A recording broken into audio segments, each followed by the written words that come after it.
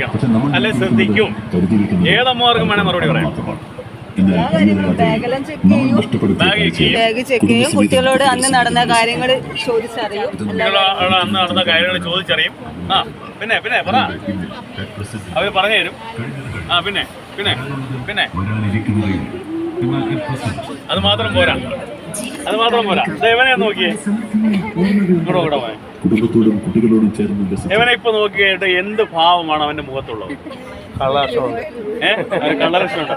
അല്ല, അവൻ എന്റെ അടുത്ത് ഇരിക്കുന്നതുകൊണ്ട് ചിലപ്പോൾ ഒരു ഭയം കാണാം, അല്ലെ ഭയക്കേണ്ട കാര്യമില്ല. ഞാൻ അവനെ ദത്തെടുത്തിരിക്കുക. അപ്പൊ അല്ലെങ്കിൽ അവന്റെ മുഖം എന്തായിരിക്കും? ഇപ്പൊ ഒരു ചെറു ചിരിയില്ലേ ഉണ്ട്. ഇനി ഇവന് തലവേദനയാണെങ്കിൽ അവന്റെ അവസ്ഥ എന്തായിരിക്കും? ചോദ്യമാണ്. ഞാൻ എന്തുകൊണ്ടാണ് പറഞ്ഞതുകൊണ്ടായിരിക്കും പിന്നെ പറയാം. ഇവന് തലവേദന എടുക്കുകയാണെങ്കിൽ അവന്റെ കണ്ണ് നോക്കിയാൽ ആ വേദന അറിയാൻ പറ്റും, അല്ലേ? അതുപോലെ നമ്മുടെ പെൺമക്കളുടെ ആയാലും മുഖത്ത് നോക്കിക്കഴിഞ്ഞാൽ അവർക്ക് സന്തോഷമാണോ, വിഷമമാണോ, സങ്കടമാണോ, അവരാരെങ്കിലും ഭീഷണിപ്പെടുത്തിയിട്ടുണ്ടോ എന്നൊക്കെ അറിയാൻ പറ്റും. അതുകൊണ്ട് ഞാൻ പറയുന്നത്, നിങ്ങൾ ആദ്യം ഇതൊക്കെ നോക്കുന്നതിന് മുമ്പ് അവരുടെ മുഖത്തേക്ക് നോക്കണം. സ്കൂളിൽ പോയിട്ട് വരുമ്പോൾ അല്ലെങ്കിൽ കോളേജിൽ പോയിട്ട് വരുമ്പോൾ മുഖത്തേട്ട് നോക്കുമ്പോൾ അറിയാൻ പറ്റും അവർക്ക് സന്തോഷമാണോ, വിഷമമാണോ, ദുഃഖമുണ്ടോ എന്നൊക്കെ അറിയാൻ പറ്റും. എന്നിട്ട് എന്ത് ചെയ്യണം? ഒന്നാമത്തത്, അവർക്ക് വിഷമം ഉണ്ടെങ്കിൽ അവരുടെ ചോദിക്കണം, എന്താണ് അവരുടെ വിഷമത്തിന് കാരണം എന്ന് ചോദിക്കണം. അത് മനസ്സിലാക്കണം. രണ്ടാമത്, അപ്പോൾ ഇത്രയും കാര്യങ്ങൾ സംസാരിച്ച് അവരുടെ മുഖത്ത് നോക്കി 2 വാക്ക് 2 മിനിറ്റ് സംസാരിച്ച് കഴിയുമ്പോൾ അവരുടെ മുഖഭാവം നമുക്കറിയാൻ പറ്റും, അവരുടെ മനസ്സിലിരിപ്പ് നമുക്കറിയാൻ പറ്റും. എന്തുകൊണ്ടാണ് അങ്ങനെ ചോദിച്ചതിന് കാരണം മനസ്സിലായോ? അതായത് കഴിഞ്ഞ ദിവസം പത്രം വായിക്കുമോ? വായിക്കത്തില്ലല്ലോ, നല്ല ശീലമില്ലല്ലോ. അതുകൊണ്ടാണ് ഞാൻ പറയുന്നത്. കഴിഞ്ഞ ദിവസം 4ാം ക്ലാസ്സുകാരിയായ ഒരു കുട്ടിയുടെ ബാഗ് അമ്മ പരിശോധിച്ചപ്പോൾ 2500 വില വരുന്ന ഇലക്ട്രോണിക് സിഗരറ്റ് ആ ബാഗിൽ നിന്ന് കിട്ടി. ആ 4ാം ക്ലാസ്സുകാരിയായ 9കാരിക്ക് എവിടെ നിന്നാണ് ഇലക്ട്രോണിക് സിഗരറ്റ് കിട്ടിയത് നമ്മൾ ചിന്തിക്കണ്ടേ? എവിടുന്ന് കിട്ടി? 8ാം ക്ലാസ്സുകാരിയായ ബാഗ് പരിശോധിച്ചപ്പോൾ MDMA. എന്താണ് MDMA അറിയോ? മാരകമായ മയക്കുമരുന്നായിട്ടുള്ള MDMA ആണ് 8ാം ക്ലാസ്സുകാരിയായ ബാഗ് പരിശോധിച്ചപ്പോൾ കിട്ടിയത്. ആ കുട്ടി ആത്മഹത്യ ചെയ്തു. കാരണം എന്താണെന്ന് അറിയണ്ടേ? 8ാം ക്ലാസ്സുകാരി ആത്മഹത്യ ചെയ്യുന്നതിന് കാരണം എന്തായി? ആ കുട്ടിയെ ഈ MDMA ചെറുതായിട്ട് കൊടുത്തിട്ട്, ക്രീം ബിസ്ക്കറ്റിനകത്ത് MDMA കൊടുത്തിട്ട് ആ കുട്ടിയുടെ നഗ്നമായ ഫോട്ടോ എടുത്തു. ആ ഫോട്ടോ കാണിച്ചുകൊണ്ട് ആ കുട്ടിയെ ഭീഷണിപ്പെടുത്തി ഈ MDMAയുടെ കാരിയറാക്കി മാറ്റി, എന്നുവെച്ചാൽ വിൽപ്പനക്കാരിയാക്കി മാറ്റി. 13ാമത്തെ ദിവസം ആ കുട്ടി ആത്മഹത്യ ചെയ്തു. അപ്പോൾ ഇതൊക്കെ പത്രത്തിൽ വരുന്ന വാർത്തകളാണ്, ഞങ്ങൾ കേസെടുക്കുന്നതാണ്. അപ്പോൾ നിങ്ങൾ ദയവായി എന്ത് ചെയ്യണം? നമ്മളുടെ മക്കളുമാരെ കെയർഫുൾ ആകാൻ വേണ്ടി നോക്കുക. സ്കൂളിൽ പോകുമ്പോഴും വരുമ്പോഴും നമ്മുടെ മക്കളുമാരെ വളരെ കെയർഫുൾ ആകണം. അവരുടെ കാര്യങ്ങൾ സംസാരിക്കണം. ഒരു ഫ്രണ്ട്ലി ആറ്റിറ്റ്യൂഡ്, അതായത് മക്കളുമാരും അമ്മയും തമ്മിലൊരു ഫ്രണ്ട്ലി ആറ്റിറ്റ്യൂഡ് വളർത്തിയെടുക്കണം. സംസാരിക്കണം, അവരുമായിട്ട് സംസാരിച്ചുകൊണ്ടേയിരിക്കണം.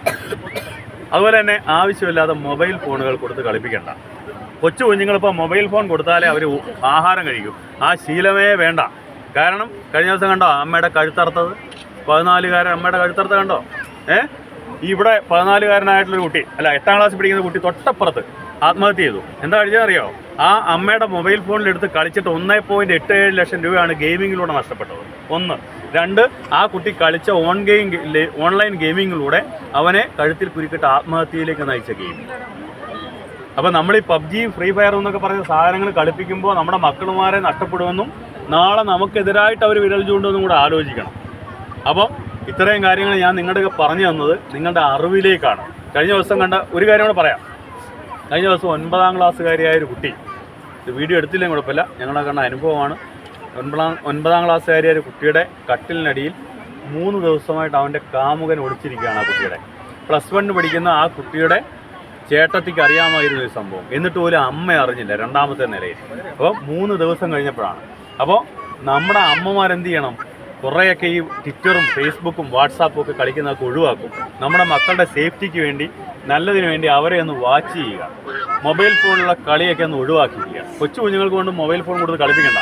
ഇപ്പോൾ കണ്ടില്ലേ, കൊച്ചു മൊബൈൽ ഫോൺ ഇങ്ങനെ തോണ്ടിക്കൊണ്ടാണ് ആഹാരം കൊടുക്കുന്ന ചെറിയ കുഞ്ഞുങ്ങൾക്ക് വരെ. അത് ശീലിപ്പിക്കേണ്ട. ആ ശീലങ്ങളൊക്കെ മാറ്റുക. അത് തെറ്റായ ശീലങ്ങളാണ്. അത് നാളെ നമ്മുടെ മക്കൾക്കും നമ്മുടെ കുടുംബത്തിലൊക്കെ ദോഷം വരുമെന്നുള്ള കാര്യം ഒന്ന് മനസ്സിലാക്കുന്നത് നല്ലതായിരിക്കും. അപ്പോൾ നിങ്ങളുടെ ഉല്ലാസത്തിന് ഞാൻ കൂടുതൽ തടസ്സം നിൽക്കുന്നില്ല. നിങ്ങൾ ഉല്ലാസിക്കുക. നമ്മുടെ മക്കളുമാരുടെ കാര്യം നോക്കണം. 2 കാര്യങ്ങളാണ്. ഇത് ഡ്രൈവിൻ ബീച്ചാണ്. കഴിഞ്ഞ ദിവസം ഇവിടെ ഒരു ആക്സിഡൻറ്റ് നടന്നു.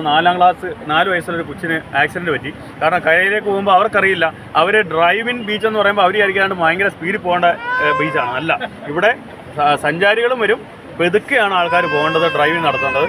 അപ്പോൾ നമ്മുടെ മക്കളുമാരൊക്കെ കൈവിട്ട് പെട്ടെന്ന് ഓടിപ്പോകുമ്പോൾ അവർക്ക് ആക്സിഡൻറ്റ് ഉണ്ടാകാണ്ട് നോക്കേണ്ട ചുമതല നമുക്കാണ്. ഈ 2 കാര്യങ്ങൾ നിർബന്ധമായിട്ട് നിങ്ങൾ നോക്കണം. മക്കളുമാർ കടലിറങ്ങുമ്പോൾ അവരെ കൈപിടിക്കുക, അതുപോലെ തന്നെ കരയിലേക്കൊക്കെ ഓടിപ്പോകാൻ നോക്കുമ്പോൾ വണ്ടി വരുന്നുള്ള കാര്യം കൂടെ ശ്രദ്ധിക്കുക. ഇതൊക്കെ നമ്മുടെ അനുഭവങ്ങളിൽ നിന്ന് പറയുന്ന കാര്യങ്ങളാണ്. ഇത് നിങ്ങൾക്ക് ബുദ്ധിമുട്ടാകാൻ വേണ്ടിയല്ല. എല്ലാവരും ഹാപ്പിയായിട്ട് ക്രിസ്മസ് ആഘോഷിക്കാൻ വേണ്ടി എല്ലാവിധ ക്രിസ്മസ് ആശംസകളും. എൻ്റെ പേര് ശ്രീകുമാർ എന്നാണ്. ഞാൻ തലശ്ശേരി കോസ്റ്റൽ പോലീസ് സ്റ്റേഷനിലെ സർക്കിൾ ഇൻസ്പെക്ടർ.